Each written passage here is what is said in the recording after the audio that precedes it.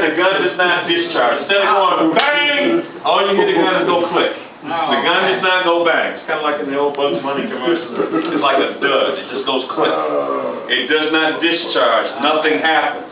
All of these ammunition discharges are really a function of the potency, or shall I say deterioration of the potency of this powder charge.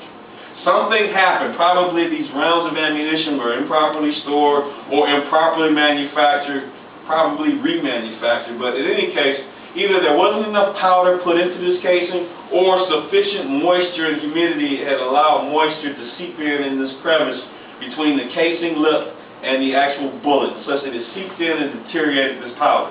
It lost its potency, such that when the hammer fell and it had caused the firing pin to hit this primer cup, it creates that spark. When it tried to create the spark and create the explosion, it didn't discharge. Nothing happened. Cliff. That is a misfire. A misfire differs